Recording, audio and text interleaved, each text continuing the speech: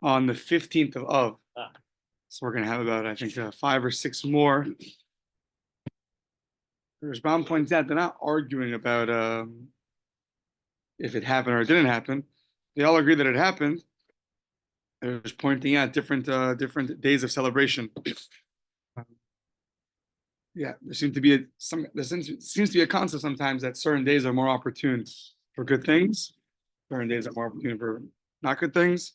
So this seems to support that.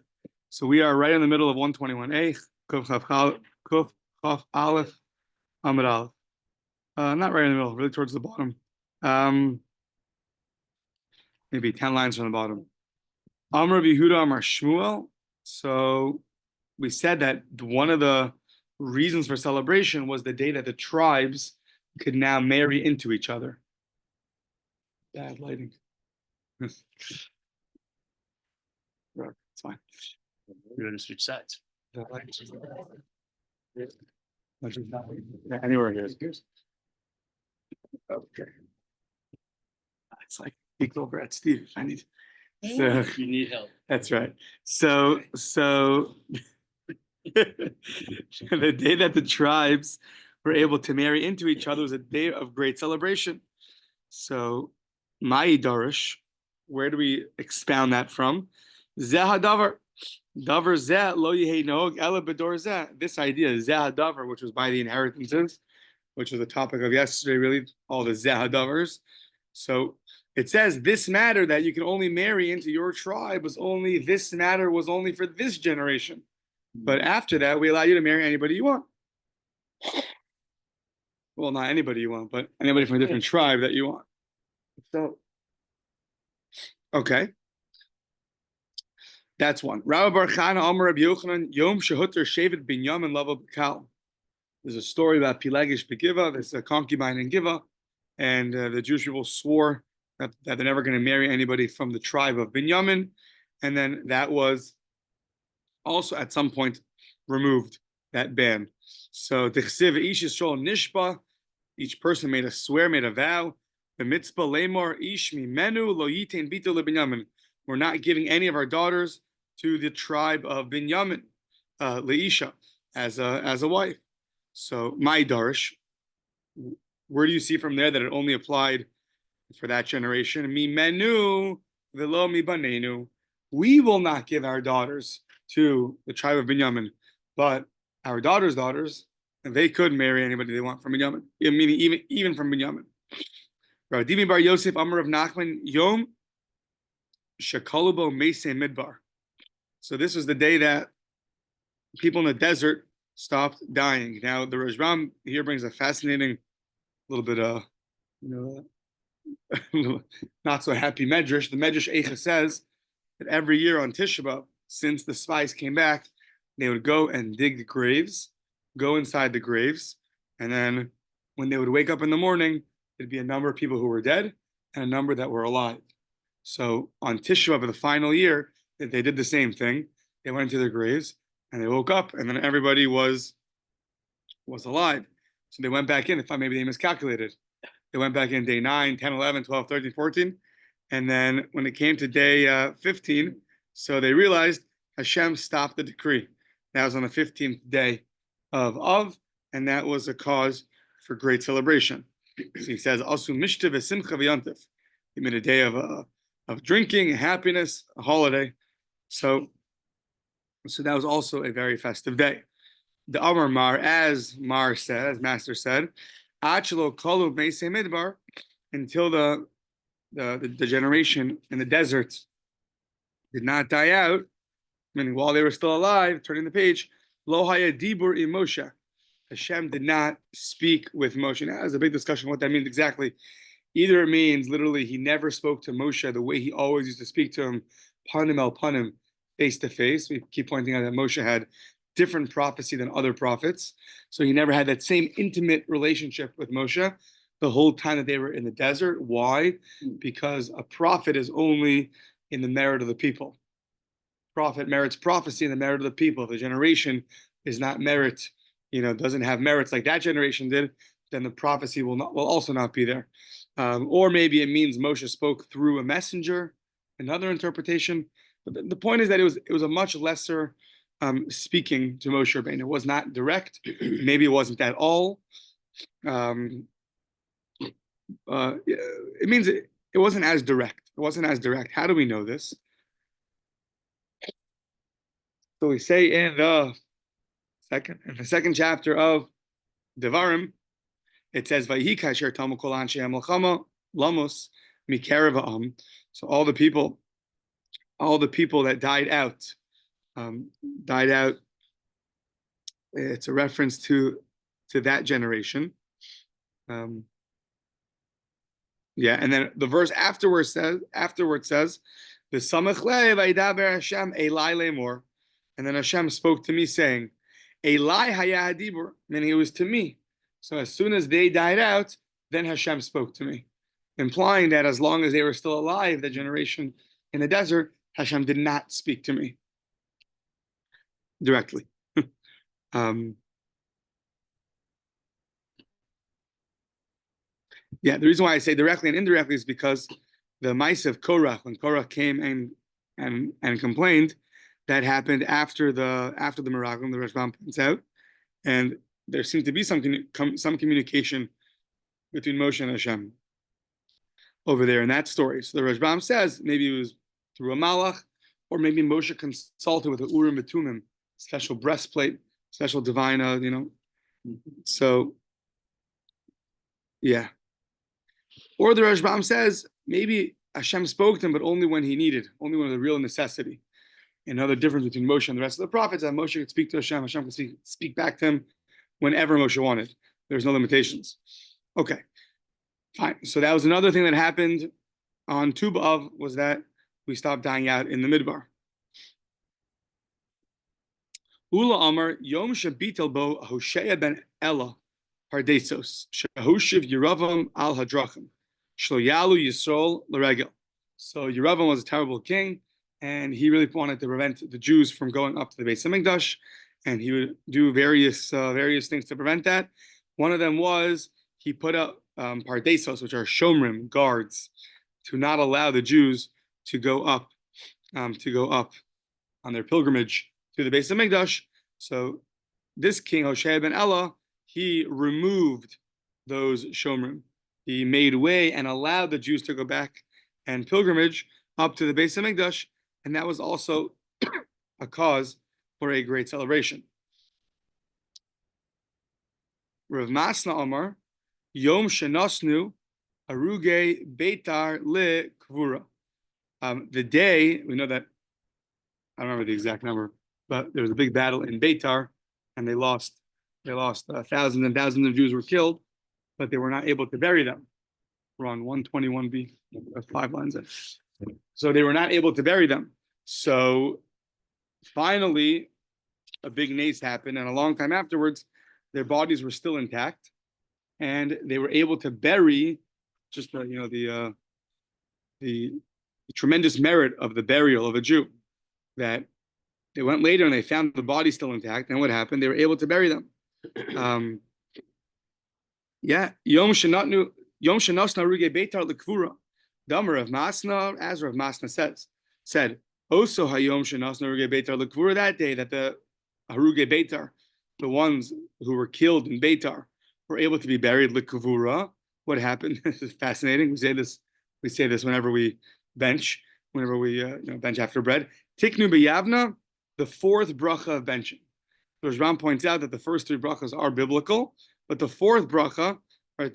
So we have al Aretz Al Hamazon, and then we have Adana Sakol al Aretz Al Hamazon, and then we have Yerushalayim, and then we have the fourth one right after Bnei Yerushalayim, right after Bnei Berach Yerushalayim Amen. That next verse, which ends in Al Yichasreinu. So that they established in Yavna Hatov v'Hametiv. So the one who's good and the one who bestows good. So Hatov, why was Hashem good? Shelo Hisrichu, that the bodies didn't disintegrate; they were still intact. V'Hametiv, and he bestowed goodness. He caused goodness.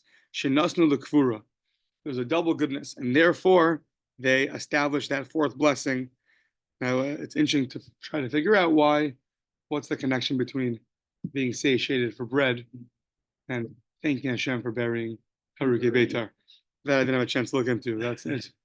No pun intended. Food for thought. Yeah, or after bracha for thought. Yeah. So Sustenance of the body, basically. what do you say? Sustenance of the body with you. Sustenance of the body. Oh, very good. The same way that, right? We bless Hashem that He thinks to sustain the body. Oh, Okay. the burial. Yeah. The Ramchal, Rav Moshe Chaim Luzzatto speaks out that after the sin of Adam Arishon that we just read, so we no longer are able to get full perfection in this world. Even the 4 people that never sinned, the Gemara says, they still needed a death. Because a burial does something to the neshama. It cleans the neshama of whatever remnants was left of sin that tshuva and in this world we can't do. So it's a mikvah.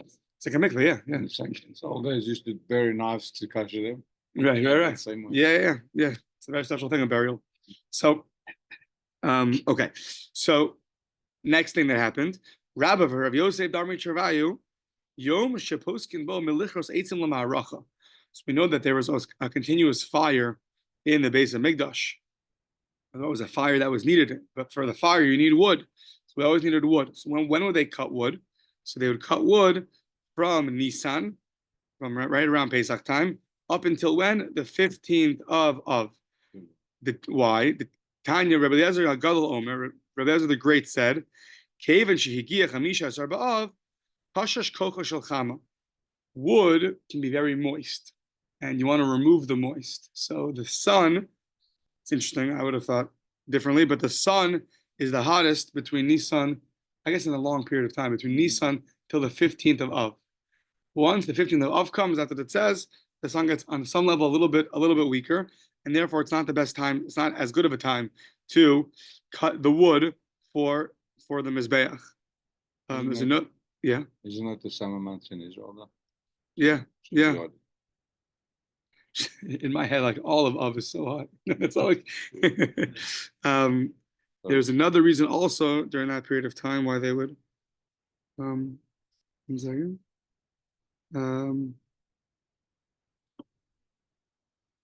There's Ron points out also if it's too wet, it'll grow worms.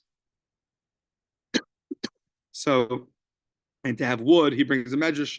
There's bound that wood that had a worm in it is puzzle, is not allowed to be used for the mizbeach.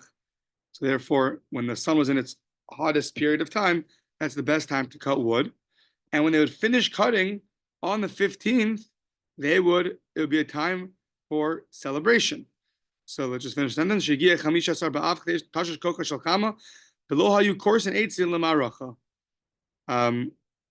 And why would it be? Oh, and this would be a great celebration because, as Ron points out, is that the day that they stopped cutting wood for the altar, they were very happy because now they just finished such a big mitzvah.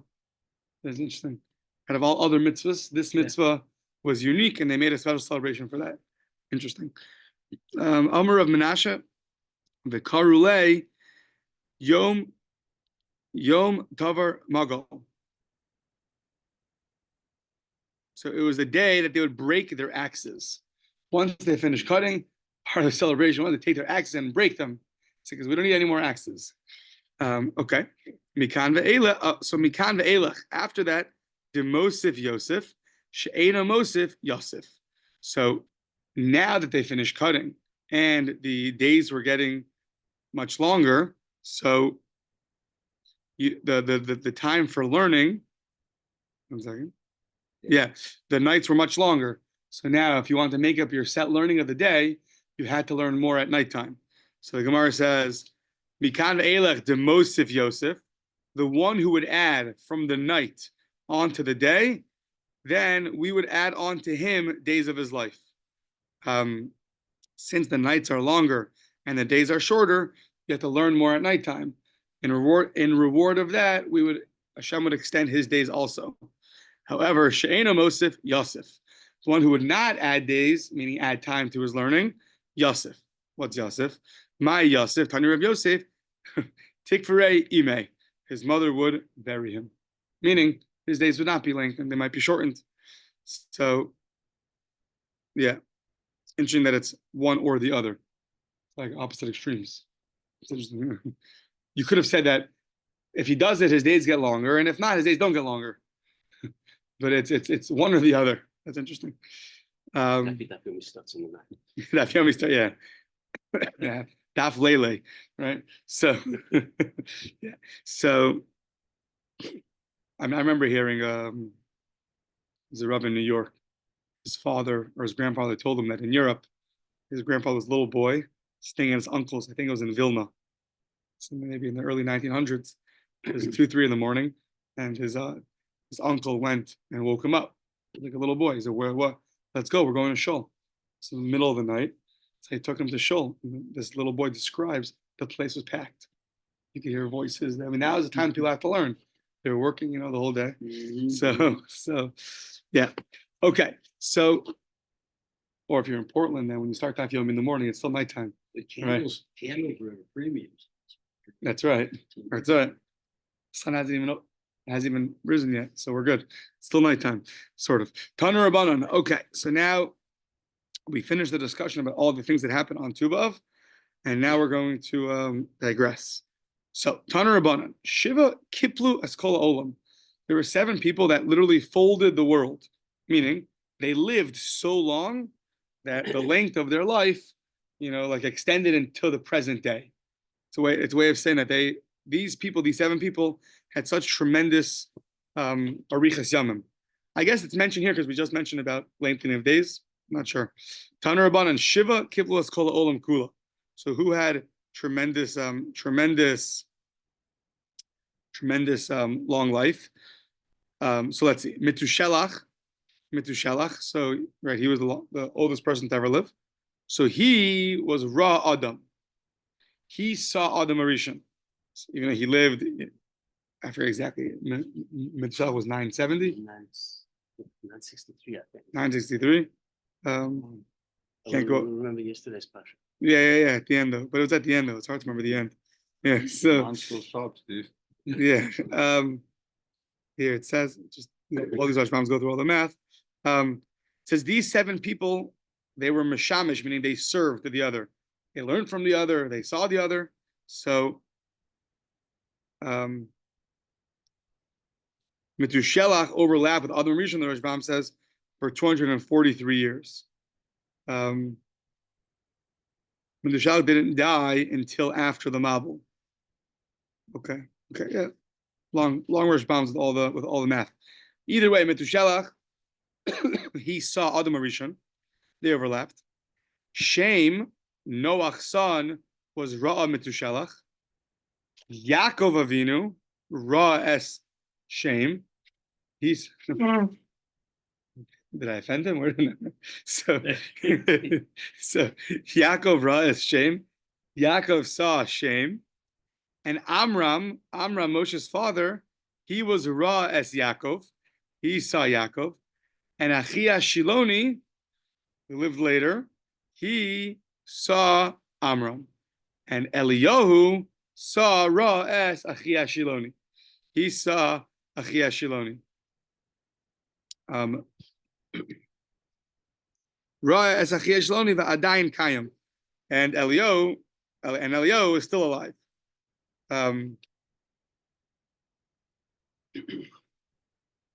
Yeah. Okay. So this last point of Achia Shiloni Ra es Amram, really, Amram was in Mitzrayim, right? Amram was Moshe's father. So Amram was in Mitzrayim. And if you tell me that Achia Shiloni saw Amram, so that means that he was one of the people that left Egypt and then survived.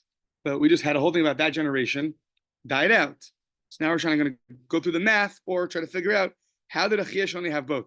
How did he see Amram and survive? So a little math over here, if I remember correctly. 1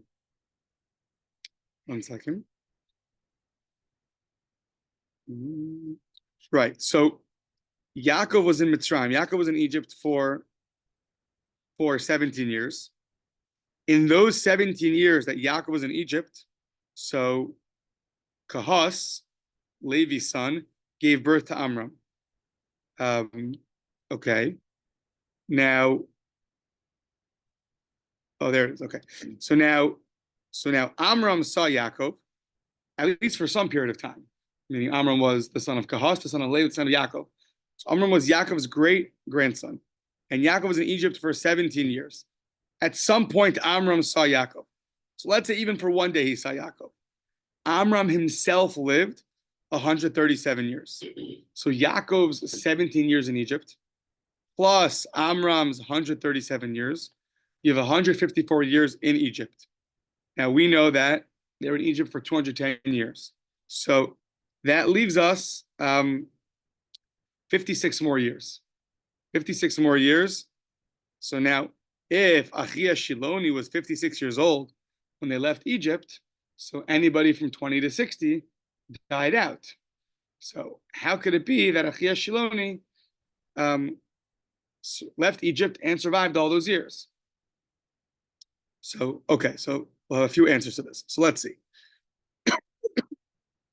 How could it be? No ish. There was nobody remaining. Ki'im Kollel ben Yefuna v'Yeshua ben Nun.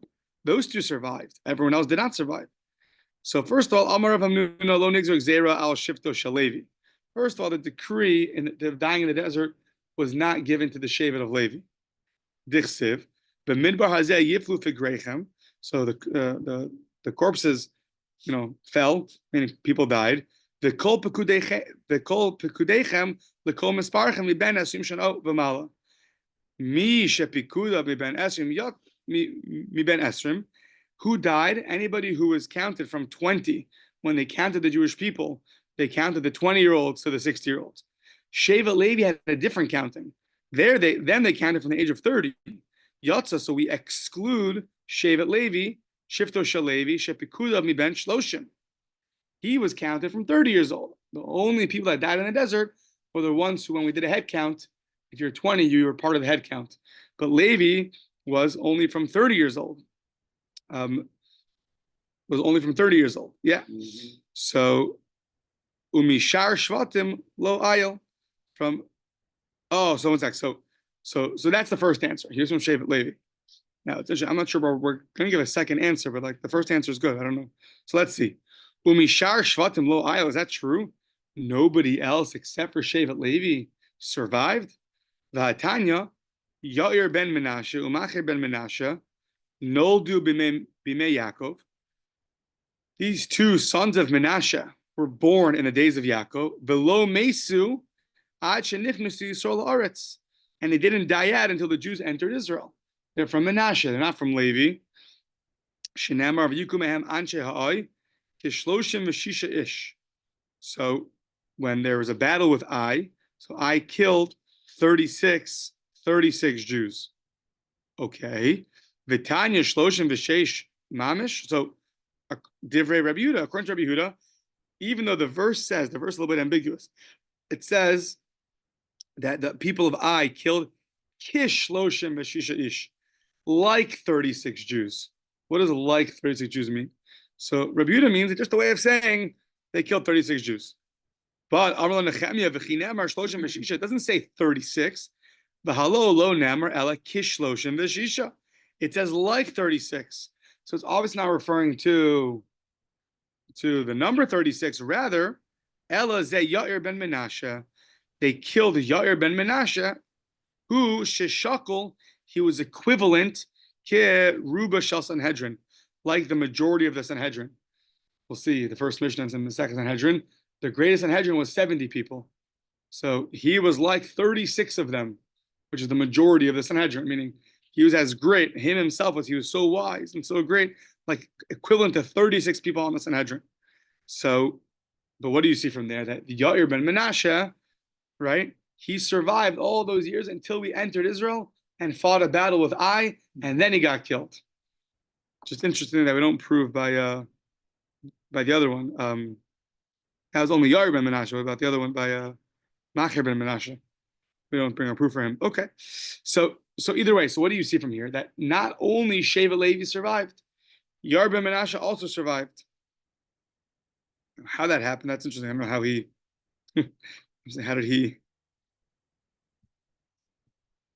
why did he survive? if you're but that works well maybe with I don't know, the IRS. I don't know if it works well with with God. Yeah, interesting. So, yeah, doesn't say. Does it say? Okay, no. So Ella. So now back to our question about Achia Shiloni, who survived all those years. So we're going to give him another answer. Not necessarily that you have to say it because he's part of Shevet Levi that he survived. Ella Amar Rav Acha Bar Yaakov Lo Nigzer Gzeira Lo Al Pachos Ben Esrim Lo Al Yasrim Ben Shishim. The decree of the people that died in the Midbar was only on those that are between 20 and 60. Less than 20 or more than 60, you were not wiped out. So we're saying now that back to our calculation of Yaakov was in Mitzrayim 17 years. Right? His great-grandson Amram saw him for some period of time. Amram lived 137 years. So together we had 154. So now Achia Shiloni, so it could very well be that he was more than 60. Why? Shpam does the math. Yeah. So, 1 second. This should be here somewhere. Where is it?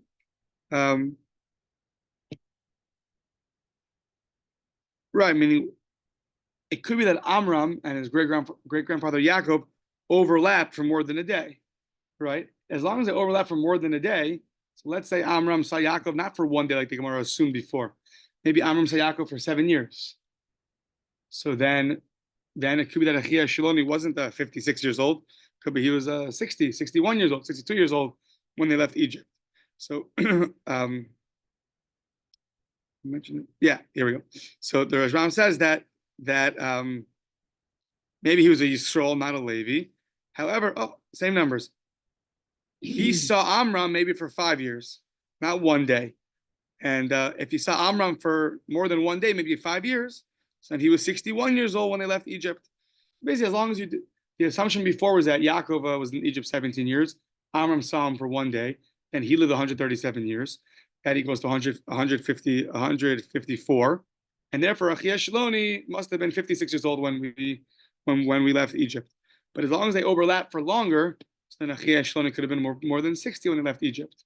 Just depends how long everyone lived and overlapped. Okay. So now how do you know that the Gzeira, that the decree was only less than 20, between 20 and 60? Lo al pakos ben esrim dechsiv ben esrim shana v'mala. You have to be 20 and up. But lo al yasrim ben shishim, but not if you're more than 60. How do you know that? So that we don't have an explicit verse, but we have a way of expansion of Gzeira Shava, Gamar, v'mala. Yeah, v'mala mi erichin. We know there's a whole parsha, a whole mesechta in the Gemara called erichin, that you want to donate money. So you could say, I'm going to donate, and donate the amount of a 25-year-old to the Beis Hamikdash. So for each person, there's a set amount that their value is. Not that we're putting a value on their, on their actual worth. The Torah puts certain numbers for certain ages. So by the parsha of erichin, so both less than 20 and more than 60 have a different calculation than somebody who's within 20 and 60. Not that less than 20 and more than 60 is the same calculation, but their common denominator is that they both are not the same as somebody who's between 20 and 60. So just like in erichin, we see that there's between 20 and 60, and then there's also a different parsha of someone who's more than 60. So too here by the decree in the Midbar, so if you're over 60, so then you're excluded from the people who are between 20 and 60. Just like by erichin, if you're more than 60, you're in a different category, and the ones who are between 20 and 60. So too by leaving Egypt, that generation that was killed, that died out, in the Midbar, if you're between 20 and 60, you're in one category. If you're less than 20, the verse says you're excluded. If you're more than 60, the Gzeira Shava tells us that you're also excluded. So Afkan Yesrim mi ben Shishim, Kipachos mi ben Esrim. So just like Malahala and just go back for a second. Malahala and Yesrim mi ben Shishim, Kipachos mi ben Chaf. Just like by erichin more than 60 is similar to less than 20, that they're both not the same as between 20 and 60. Afkan, so to by dying in the desert, Yasser ben Shishim, more than 60 is also similar to somebody who's less than 20. Common denominator is that they both are not going to die out in the desert. Mr. Shelach was 969. Mr. Shelach was 969. Oh, I know I used to have Rebbe used to tell people instead of you should live till 120, you should live till 969. And a few weeks. In a few weeks. Right. Seems to be as the spiritual stature declined, the physical stature mirrored it. So you didn't have people living, first it was 900 years. Then by Noach it was like 500 years. After that, you don't have so many. I mean, you have these people, these 7. But once you hit already Avram Avinu, 120s, 130s, 170s. But it seems to mirror the spirits. The closer you were to Adam Rishon, so he was. Yeah, that's the. That always bothered me. How'd you go from 930 to Moshe? It always looked like if the atmosphere changed. Could be atmosphere change after the Mabul, maybe. But wasn't it decreed after the Mabul that they lived in men's days? Years. Yeah, that could be. That's this week's parsha. It's only Sunday. Yeah, no, I have to check. Yeah. But you see, people live past 120, right? See, now the status barely. quo. Yeah, but barely. Right, I mean, unique individuals, right? Not many get there, and even few get past there. Right. Yeah. Interesting to say the value of a man at this age and that age, because in talk about with avodim, if you damage Eved, there's certain values of a person you have to pay. Yeah, Shloshim shekel, right? Shloshim zuz. Okay. Next part, I sent to Kuttner's this morning some of the footnotes. I think Mrs. Kuttner was interested in this. How exactly was Eretz Yisrael divided up?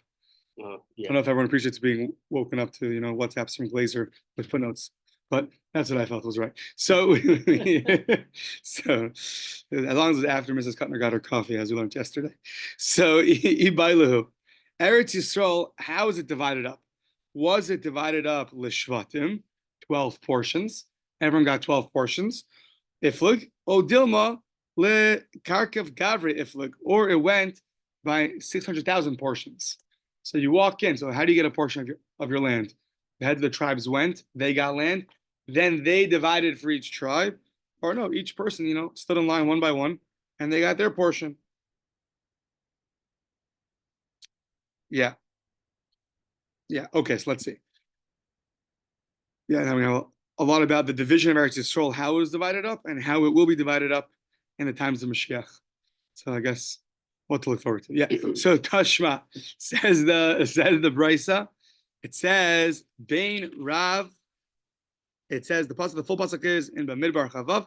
Al pi hagora, it will be according to the lottery.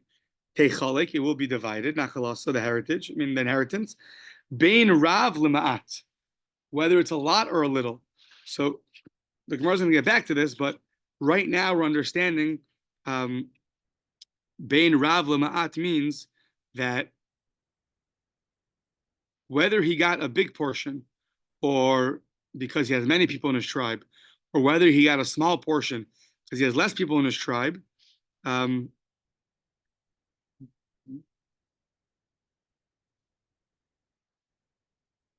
yeah, so it says it should be divided up from a lot to a little. So the Rambam explains that means that's only understandable if you divide the land according to the tribes, because then a bigger tribe with more people will get a bigger portion, and a smaller tribe will get a smaller portion.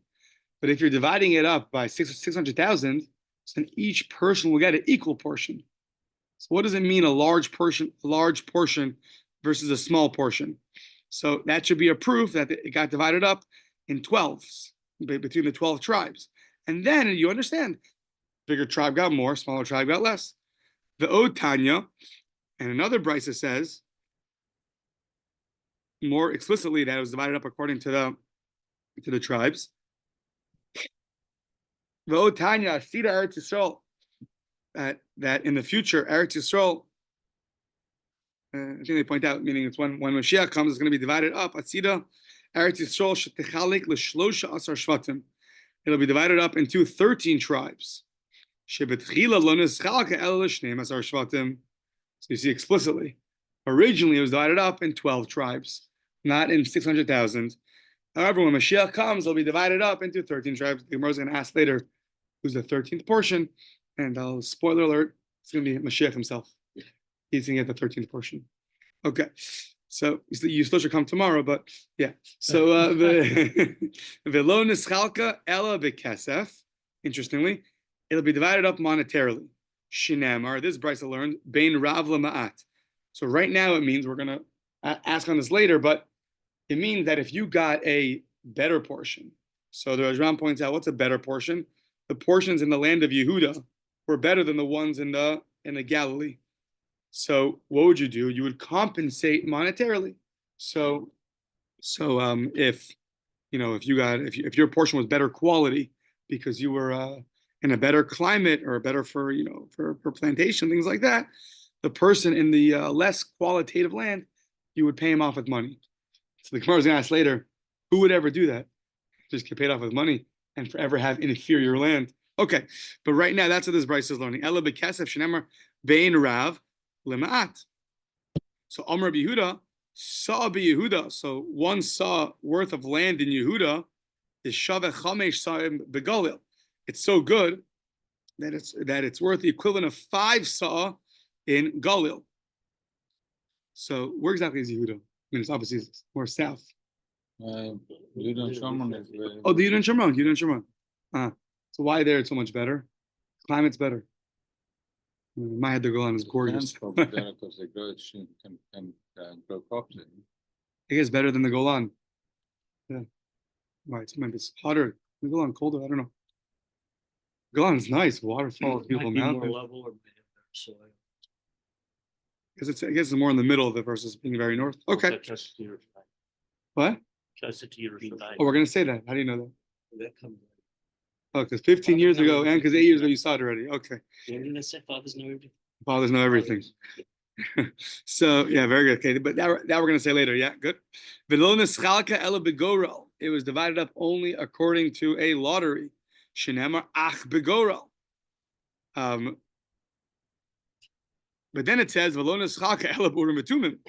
was also divided up according to the Urim and Tumim, the special breastplate that the Kohen Gadol was wearing, that would light up different messages according to what you asked it.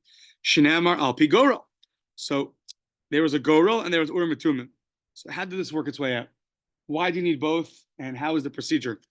So I don't know if we're going to answer exactly why you need both, but at least we're going to see how it worked. How did this work? So Elazar, our Kohen, Aaron's son, was Malubash Urim Betumim.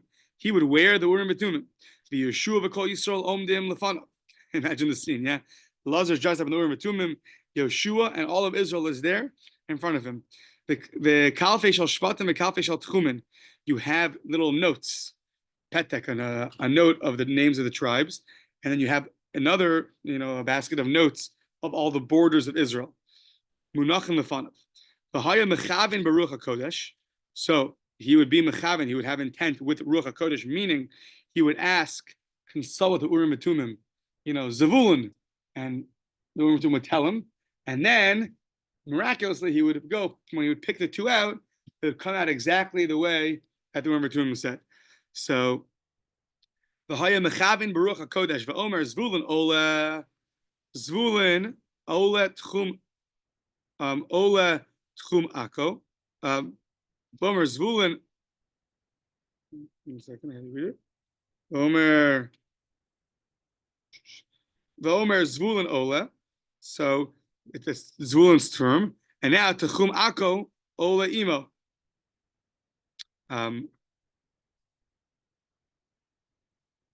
Okay. Then tariff. Then the guy would mix it up. He'd mix it very well. Like imagine like a raffle for the kids. He makes that very, very well. And then what would happen? So the same thing. So taraf be kalfei shel tchumen, the Allah. Sorry, he would announce this. Then the guy would mix it up. Then he would go and pick it up, and what would come out? But Allah biyado tchum ako.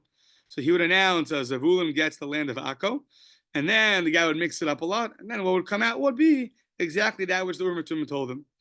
And then the Chozer Mechav and Baruch HaKodesh, you do the same thing. Omer Naftali Ola V'Tchum Ginosar Ola Naftali, and he would get the portion of Ginosar. What happened? Taraf B'Kalfei Shel Shvatim. You'd mix up all the tribes, all the notes of the tribes, all the names of the tribes. And what would happen? He'd go and pick it out. Allah Biyado Naftali Taraf Naftali. Then he would go and mix up all the notes that had all the borders. Taraf B'Kalfei Shel Tchumin. The Allah Biyado, and then the guy, and then Elazar would pick it, and what would happen? The Allah Biyado Tichum Ginosar. And similarly, Kol Shevet v'Shevet. Every single tribe had a similar procedure. The division of this world is not the same as the division of the next world, which I think they point out it's not referring to Olam Haba, it's referring to really the times of Mashiach. Olam Haza in this world, Adam Shiesh Lo Sada, stay Lavan, Ein Lo Stay Pardes.